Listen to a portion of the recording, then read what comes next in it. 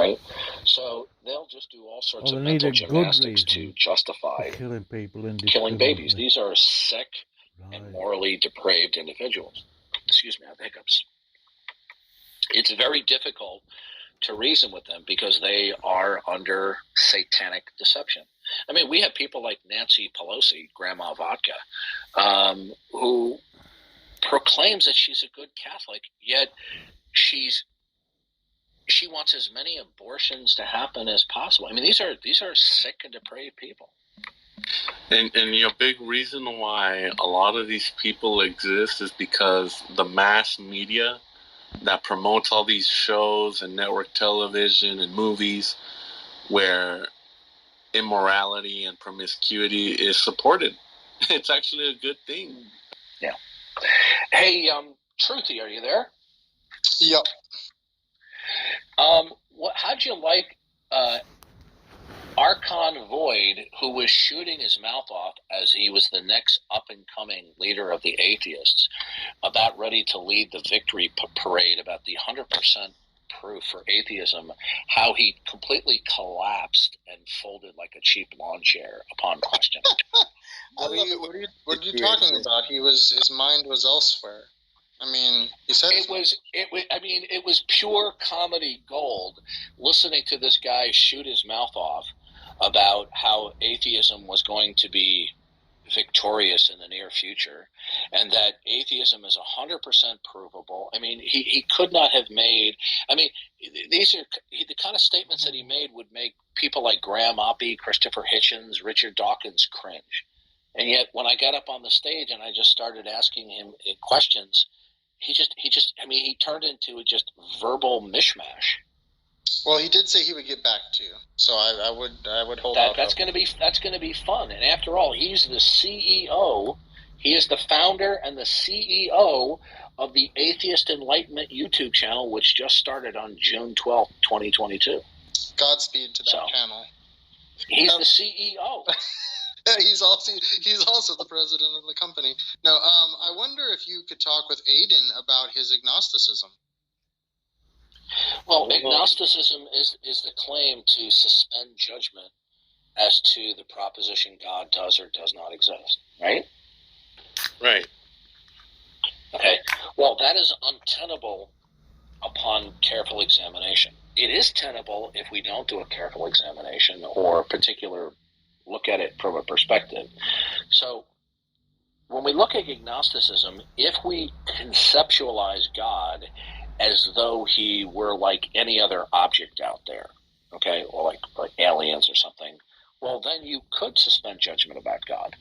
But when we properly conceptualize God, definitionally that is, that he is the ground of all being, he is the transcendental, ultimate, and absolute from which all things derive and depend, such an entity within such a category, it is impossible to be neutral toward that, because the facts that you do conceptualize and invoke will either be spoken with reference to the necessity of that absolute, or they will be invoked without the necessity of referencing that absolute. And so agnosticism is the claim not to directly deny God, but agnosticism is an indirect denial of God. It's an implicit denial of God without the explicit denial of God, because everybody has a disposition toward facts, okay? And facts will either be conceived as being with dependency and derivation from God, or facts will be invoked without referencing the necessity. And if one invokes facts without the necessity of referencing God until shown otherwise, that constitutes a de facto denial as opposed to a de jure denial, which would be legislative. So agnostics are nothing more than closet atheists. Not sure what to say. I just don't. Well, let me put it this way. We have two worldviews. We have the God world and the not God world. The God world is not just simply the presence of God as the final boss of the universe who's going to get you if you don't love him.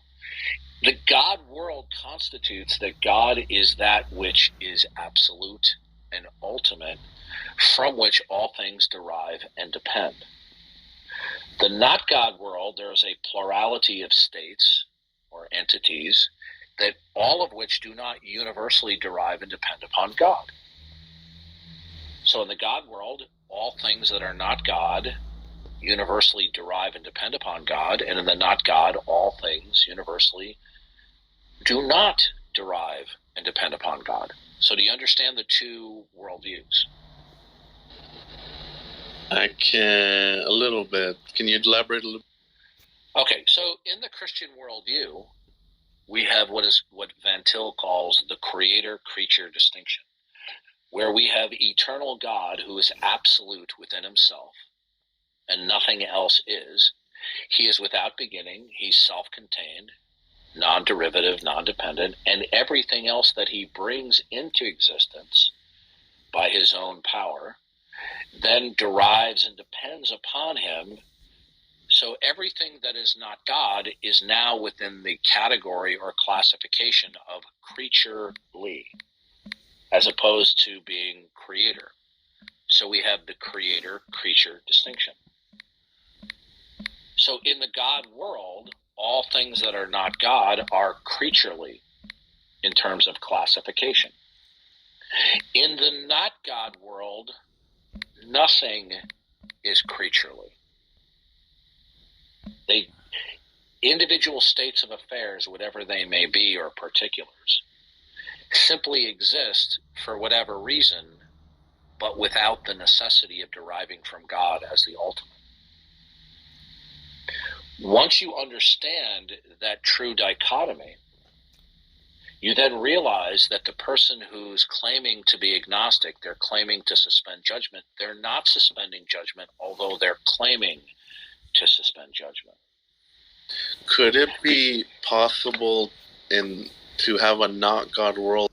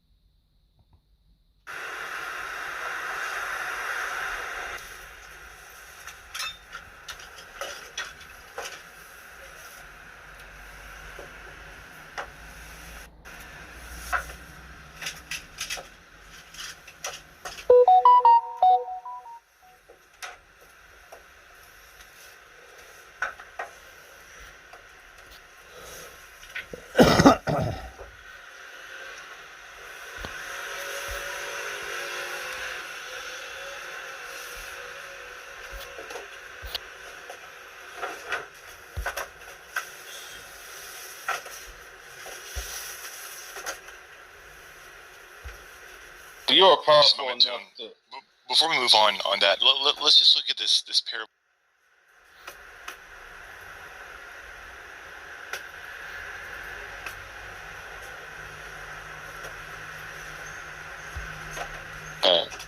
And it's not this like no, because ultimately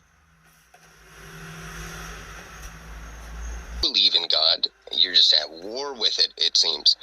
So it seems to me like lacking a belief and like a faith is kind of like the two different things. And when it says the faith in the Bible, which is why I kind of was leaning towards that standpoint, is that it actually says the belief, not like they abandon their beliefs or whatever. It's like they abandon the faith. And that's kind of what was allowing me to hang on to that, because almost like the first day, right? The definite article of the. So when it says that somebody can abandon the faith, it sounds to me like somebody did know, somebody believed in the right things, that they believed the right things, and it was at one point bearing them fruit and showing fruit. And then because of the way the world is going, they turn away. Maybe the parable of the soils was probably sloppy, because I kind of like the fact that you pointed out that only the one that grew kind of produced fruit, and I'd be okay with that implication there. I'd be okay with that. I'm not saying that anything that gets choked out by weeds doesn't produce something, because I do have some plants in my garden bed that are like half choked out, like a plant, and some vetch and some like choke weeds grew through some cedar, and like it's dead on one side. But I think what is implied here is that I would have to agree with you that these two seeds do not produce fruit, and then this one seed that landed on good soil is the one that's producing fruit, which produces seeds, which produces more crop, which produces more seeds, and spreads out. So I would have to concede, and I would have to take away my use of the parable of the soils there. But I still think that possibly Matthew 24:10, I think it maybe was, is stating that like somebody can believe the right things and the true things and still turn away. Now, whether they had salvation or they were saved, I don't know, right? But I would say the evidence of them being a Christian and truly believing, there may be people out there that are like that and that turn away from the faith. Now, do they stop producing some kind of good fruit? Do they turn into wicked pieces of shit? Maybe not, but it clearly states that there's people that abandon the faith. So If they turn away from the faith, like you say, can they turn right back before they die?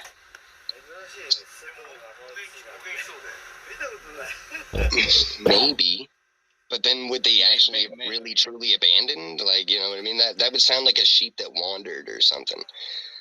So I think apostasy probably that's what I'm happens saying. to the death. If it was just a sheep that wandered, then they never left the faith in the strictest sense. Then did they? I don't think they didn't get to a state of being unsaved, did they? That's the whole point. I would take apostasy as that. I would say probably apostasy would go right to the death, because like it sounds like they don't turn back to the faith. Well, I'm saying, okay, so hold on. You can be saved clearly, not of your own terms, but you can leave not on your own terms, and once you do leave, you can never go back.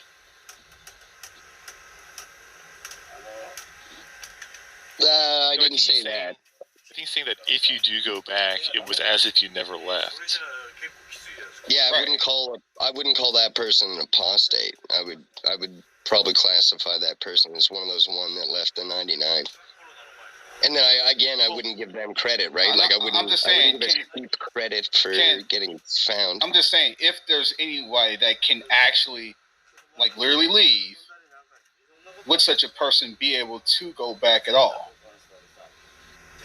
They can only leave, but they cannot come back. That specific person.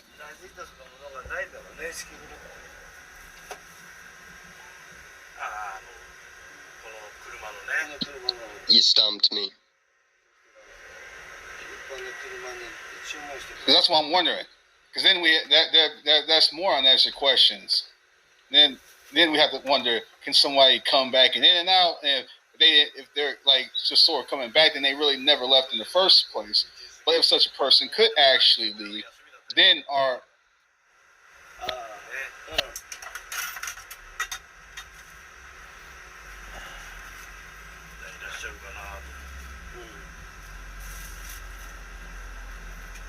running into the ground, bro. I think it's clear. It's clear that if you say there is no God, you have no basis of evidence to go on with that claim. You're walking out on a limb. And if you say there is a God, you have no basis for that claim, no evidence, you're walking out on a limb. I think I just reiterated it, Steelmanned it for you. We don't need to say it ever again. Hold on, until somebody comes up and doesn't understand, right? But like most of us, go ahead, Victoria. Well, no, I just wanted to say I have to be very careful here because I have, by the way, the whole anti-word, just so you know, I'm at work. I take that, and I haven't looked it up, but I have called myself that, and it's more because I'm opposed to religion, and not that I know that there isn't a God. It's more of my opposition to theism.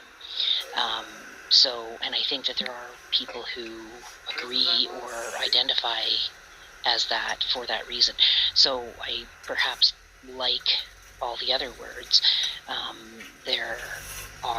There's a spectrum or something. I don't know what the exact definition is, but to me, when I say the anti-word, I'm talking about somebody who is not just a non-believer, but someone who's opposed to theism. Yeah, you're right. I'm wrong. It's not clearer. You're right. I have a question about that. What do you mean opposed? In what sense opposed? For me, it's that I don't think it's a positive in the world, but that's not for this room. But is that what it usually means? Is it like a political view? Well, I think it is more of a. It doesn't have as much to do with the belief as it does to do with the practicality of it. But again, I don't want to say that I'm completely knowledgeable in this. It was just my understanding. I wanted to give a little bit of a more rounded view of that particular term, just because I do know a few people on Clubhouse here. We've discussed it. That is how we see that word. But I don't hear it talked about because it's such a. It's construed as being negative. It isn't that I won't deal with people who believe and all of that stuff. It's just I take the position that that's not a good thing in the world. Yeah, it sounds so much like Antichrist. You're treading thin ice with theists. It's just going to be frustrating. Yeah, so I don't say it, but that was my understanding.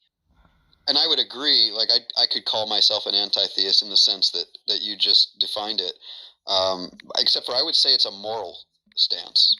And of course that's subjective. I'm not claiming a objective basis for it, but I do claim that there's reason there. Anish, what's your stance? What's the moral stance? I'll answer that, and then Peter, go ahead, okay?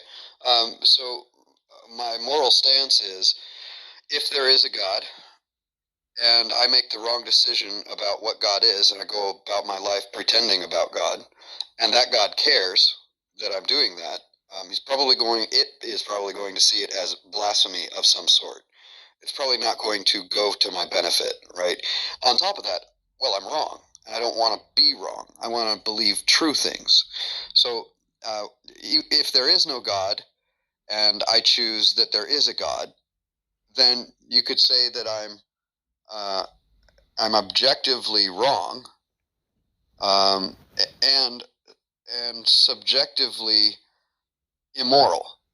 Having made a decision without good evidence, I am in error because I'm not basing my reasoning on substance, on real things. I'm basing it on my feelings or whatever preferences I have. The filter that my mind has when I perceive things is confirmation biasing things, right? So my stance is that it is immoral to make a decision about something you don't have good evidence for a decision on, and you may cause harm. That's why it's immoral. You're likely, actually very likely, to cause harm if the map you're going by doesn't actually map on to the world you're treading. I have a question about that principle. Would you say it's immoral then to maybe put your trust in a stranger you've never met? It could be. Probably depends on what you're trusting them for. Yeah, there's a lot. Your car keys to look after? That might be a bit of a stretch. Yeah, I don't know why I would do that. Would it be immoral Yeah, if you did? I don't know that that would be a moral question. It could be.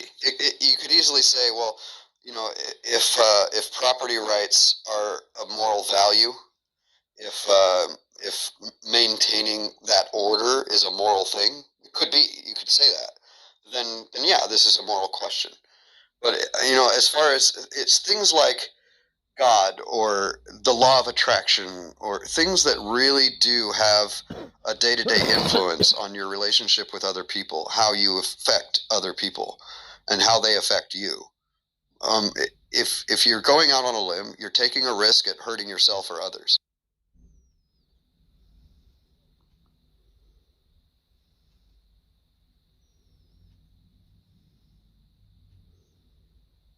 Abortion is a good example. You know, if we assume that we know the objective facts about the morality of abortion, then we're going to do harm to people who just don't agree with that. That's just a matter of fact. In fact, we may even do harm to ourselves in the future when we change our minds. How are we doing harm to people who don't agree? Well, on the abortion case, hopefully that's kind of evident. If you make a thing like abortion illegal, there's going to be more babies. More people who can't afford their babies are going to have a struggle raising a child. More children are going to suffer. So it's clear that you're creating more suffering in that way. So less children will be killed, or less zygotes, we could say, would be killed. I don't care which word we use personally. It doesn't bother me to say it's a baby or to say it's a zygote. Like, that's not. It's neither here nor there. It's just semantic games people play to try to gain ground. Like, either way, it's still a subjective matter we don't have an objective answer to. So when you assume that you have an objective answer and you impose your beliefs on others, you're controlling people from an opinion. And that just, like, it should be obvious that that's only harmful. It's not obvious at all to me. Well, the recent abortion thing is a great example of how, hey, look, unintended consequences or non-target or off-target effects equals, you know, right now what's going to happen is not only will there be more children, there will be more unwanted children, and there will be more risky abortions. Abortions are not going to stop. So that's kind of, you know, an example that's very pertinent and very timely. And lots of young people having less sex because they're afraid of the consequences. I highly doubt that. Well, there's a lot of that going on already. Yeah, okay, so in the Christian world, maybe. In the square world, sure, there's going to be a little bit more squareness amongst the squares. But you're not going to influence the mindless masses who don't give a crap about all that. They're not thinking about these things. You know, the school may promote this or that, you know, hand out more condoms or whatnot. They're not going to be having less sex. That's not realistic. I disagree. Have fun. Well, do you have any data? Because I would, first of all, it would be difficult to collect such data. But in general, policy has never really been that effective at getting people to stop bucking. So.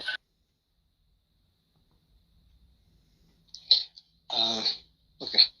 I wanted to address whatever Anish was saying before. So first of all, I wanted to say this. I think Aristotle will say this.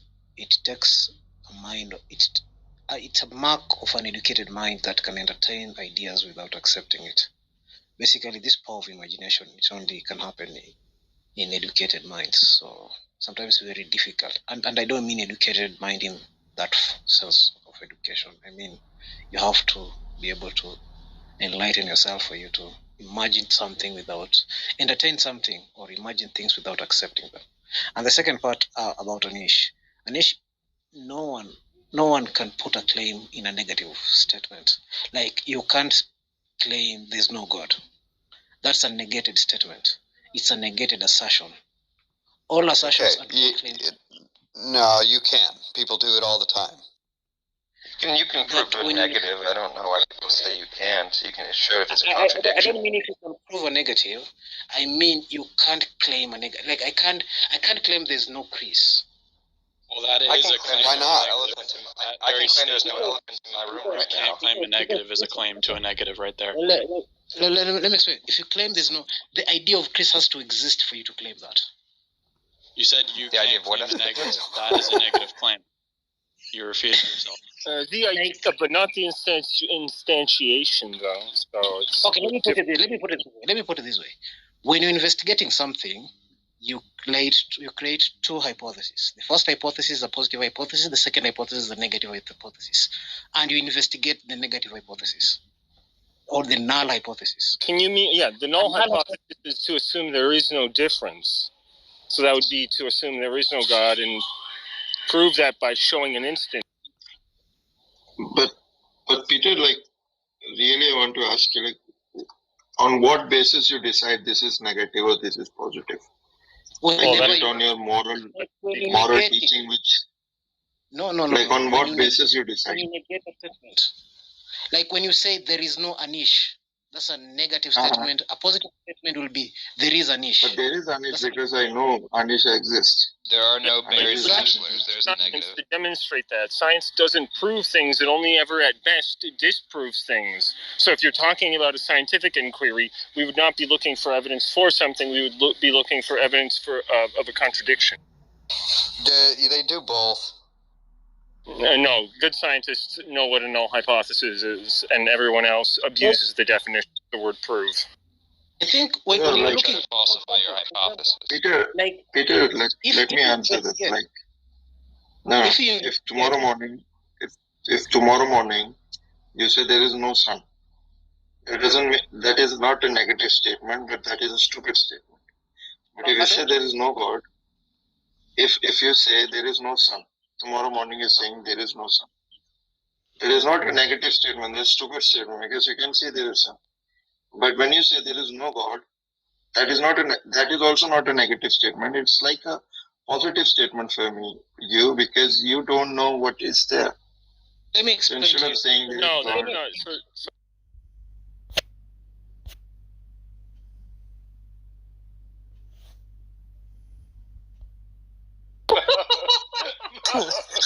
Tell me about it.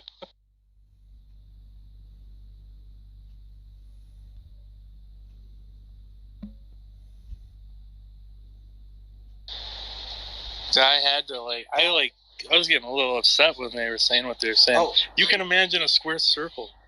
Wait. By the way, Truffy, I actually think that I couldn't done any better than I did right now. That's a cope. No, it's not a cope. It's not a cope. He had mod powers. He could have kicked me whenever he wants. Before that, he couldn't. I hear you, bro, but I'm trying to coach you, and you're just uncoachable. Your ego is raging, and it's because of that jawline. Look. Did you talk to Darth, Brody? Yeah. Brody loves it. Damn. Yeah. I've noticed. Mm-hmm.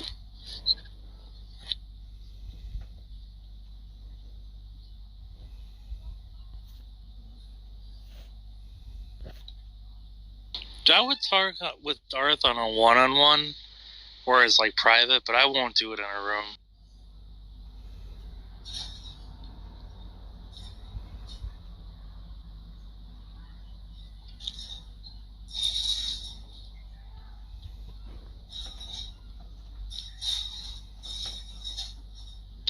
I don't think I don't think Darth can give an argument even if his life depends on it. Oh, he did. No, he didn't. Oh, he did. He even told Matt it. What was the argument? I mean, it's essentially just a couple words changed as far as tag goes. Okay. I'm sorry. A non-question begging argument. That's not question begging. What was not question begging? You think the tag argument is question begging? Well, that's obvious, but Wait a minute. No, this is a big problem. Uh-huh. It's modus tollens. Or ponens, sorry. No, it's not. Yes, it is. No, it's not. Okay. Isn't it just like not God, therefore God? Like, isn't that the tag? No. See, what's happening is Rhodey's already got this idea where he's going to ask for justification for one of the premises. No. Right? No? No. Okay, explain to me how it's question begging. So, it is either the case that A, or it is not the case that A. It's not the case that not A, therefore That's not tag. Yeah, that's tag. No, fine. I'll give a different version of tag. Okay, go ahead.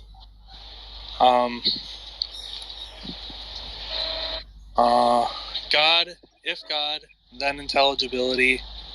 Or sorry, it's got to be the other way around. If we have intelligibility, then we have God. We have intelligibility, therefore God. Yeah, that's not even a transcendental argument. How is it not? Because can you please tell me what is the form of a transcendental argument, Albedo?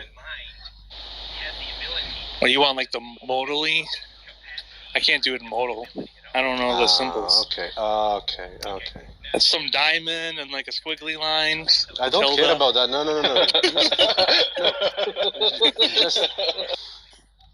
Just do it in natural language. Well, it's just to say that we have this thing. It's necessary for this other thing. We have the other thing. Yeah. Go ahead. You're almost done. Oh, you almost started. Sorry. Yeah. So the necessary precondition for intelligibility is God. Is God. We have intelligibility, therefore we have God. Is that the tag though? I just thought the tag was Wait, just No, sorry, go ahead. That doesn't work though. No, it does work. It does work? Yeah. Yeah, I thought, I know the Matt Slick, the double negation elimination kind of rendering was begging the question, but I thought, I didn't think all tag argument. I thought, is there absolutely no no, obviously there are good, not good, sorry, non-question begging tag arguments. I'm just saying the one that Matt Slick. Concepts and stuff like that. Yeah, intelligibility is, and where would understanding intelligibility come from? Right. Well, now, hold on a second, because we started this off because in virtue of a prior set of criteria. Correct. That's correct. Yep, that's right. That's exactly right. You got it. So what? If You it asked doesn't me make what sense that to is? you, Are you asking me what that criteria is? That Yeah. What criterion does it? Well, not men make don't sense? typically store the power of their bodies in their hair. That's one. Let's cover this. The second one. Let me finish the second point because I had 2 points. The second one was the foxes. A mortal man would have a very hard time capturing hundreds of foxes and then tying their tails together with his bare hands and setting alight an entire city. Now, if you guys want to say that's totally reasonable and rational, that's fine. I'll go with that, and I'll just say that you guys think that, and that's fine. So you're saying because you've seen it to be the case for all the men you've seen that they don't hold the strength, that kind of strength in their hair, therefore it doesn't make sense for this specific man to. Correct. It just seems implausible. It could be possible, but I just haven't seen it, so there's nothing to match up with that. Implausible in virtue of what? A prior set of beliefs? In virtue of what we already said, yeah, in virtue of nobody having that capability prior. So why would you and assume? nobody since, apparently. So why would you assume that must apply to every person? I don't. Yeah, you do, because you said it didn't make sense. Well, it doesn't make sense. At the time, you said it didn't make sense. Can you justify it making sense? Sir. At the time, okay, you said. What, sir? Wait, hold on, wait. Hey, you hold on. At the time, you said it didn't make sense. Therefore, you were trying to apply that criterion to every person. No, not every person. Yeah, you did. Because, sir, did I say every person? You said it didn't make sense. I don't think Samson could. I don't think it would apply to Samson. Sir, you were generalizing that people typically don't hold their strength within their hair. Correct. So you were applying that yes. It couldn't have been true for him because it's not true for anyone else. So you were trying to apply that to him as well, correct? Isn't that the logical sequence there? Okay, but that's a non sequitur. It doesn't follow because. Did I do something unreasonable? Is that unreasonable of me? I think it is unreasonable. How? Justify your position that it's unreasonable. For me to say that a guy doesn't typically hold energy strength in his hair. Can I take yours, please? Oh, wait. This is so ridiculous, man. Again, are you serious? Again, if something's going to be reasonable versus unreasonable, it's going to fall in line to one more. I can give you a definition of reasonable. You want to use one? In my view, as a Christian, you should hold that God's foundationally the bounds for your reason, not anything other than God, not yourself, not the sun, the moon, the stars. God Himself alone should be the foundation of your reason, especially if you claim to be a Christian. Okay. So that's the point. Okay. God was not the foundation of your reason, which was why you said it didn't make sense. No, it was. He was, because I thought God would make sense in that moment. No, it wasn't, because God was not the foundation of your reason, because you said because you don't see other men have you weren't strength in their there in hair. my mind, dude. Who No, are you? no, sir. Dude? Are you No, sir. If you would have believed the biblical story, you would have said, "Hey, well, God, maybe."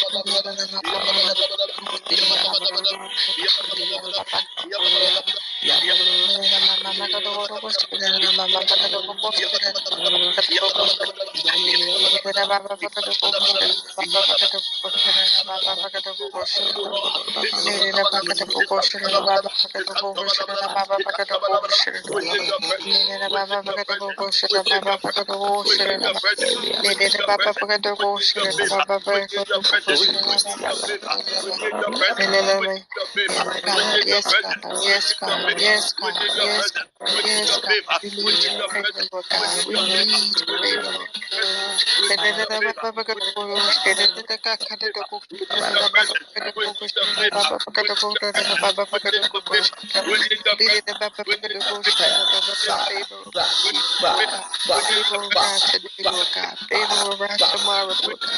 Release your favor. Release your favor, Lord God.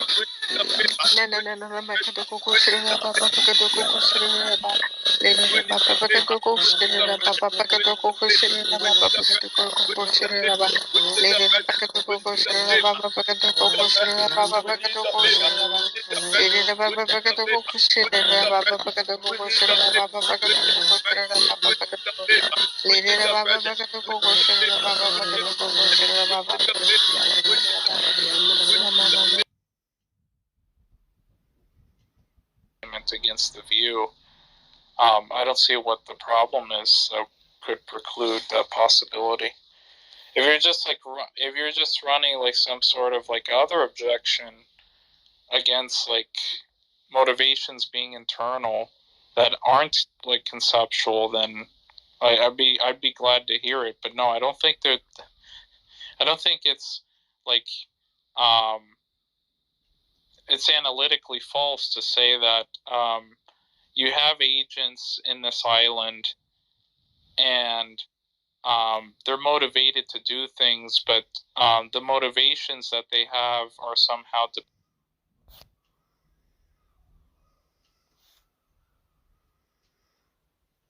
and not to stress and to save on time and all that. If you don't care about any of that, then it's not going to be more rational. No, I'm literally saying those are the factors that matter. You're just arguing as if.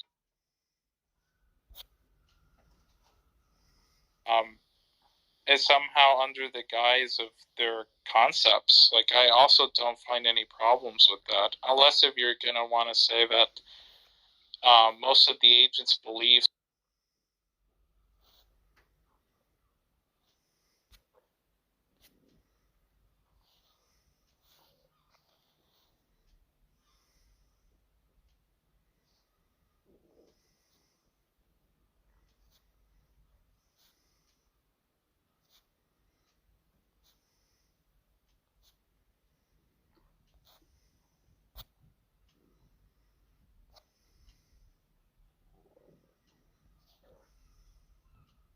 And what makes desire not a reason? It depends on it does depend on the individual, but ontologically, the preferences are different, right? One preference, for example, as they relate.